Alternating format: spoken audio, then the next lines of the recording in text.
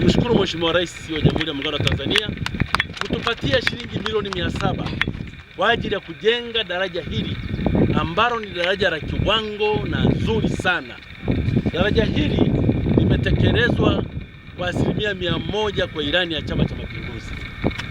Mheshimiwa Mkuu wa Wilaya, mimi nikupongeze sana na mkurugenzi wa Rorya kwa kazi nzuri mnayoisimamia serikali na pesa inavyokuja mnaisimamia, lakini shukuru sana injinia wa TARURA kwa ajili ya kusimamia daraja litoke kwenye viwango vinavyostahili. Naomba tumpigie makofi. Injinia umejenga daraja zuri, kuona ni kuamini. Weka taa 4 tu zinatosha kwenye daraja hili, ili watu wakiona waje kuona piga picha hapa.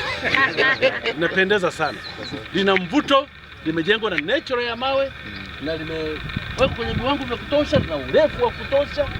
Kwa kweli niwashukuru sana watu wa Rorya, nimetembelea miradi yenu, ni mizuri sana. Kwa kweli sina sehemu ya kuchafua. Huo ndio uongo. Siwezi nikachafua jambo ambalo halieleweki. Daraja limeeleweka. Tumekagua madarasa yanaeleweka. Tumekagua kila kitu kimeeleweka. Sasa simnipeleke pabaya nichafue. Amesema hapapo. Sasa mimi nitachafua bila kuelekeza, bila kwenda kuona. Kwa kweli mimi ni mwapenda watu wa Rorya. Mnasimamia ilani ya Chama cha Mapinduzi, lakini mnasimamia pesa ya serikali inapokuja. Mnahakikisha kwamba inalenga wananchi na inafanya kazi mpaka inaisha bila wizi wowote ule. Kwa hiyo tumshukuru sana Mheshimiwa Rais kwa utekelezaji wa ilani ya Chama cha Mapinduzi.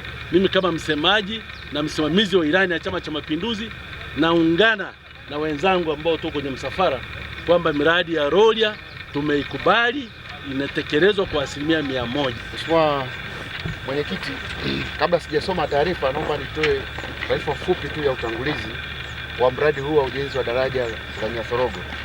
Kabla ya ujenzi huu hapa hapakuwa na njia. Ilikuwa njia ambayo wananchi walikuwa wanapita, lakini wakati wa masika pana madhara makubwa yametokea hapa. Watu wamesombwa na maji, wamepoteza maisha. Kwa hiyo serikali ilikuwa ujenzi ulianza mwaka jana kama mwezi wa 6 wa 7 mpaka sasa hivi daraja limekamilika na wananchi wanapita. Tunashukuru sana Mheshimiwa Mwenyekiti kwa kupanga nafasi ya kutembelea mbele, lakini mimi ni mlemavu, naweza nikafika kwa ulemavu wangu. Mwenyekiti, kero yangu mimi ni kwa ajili ya wazee.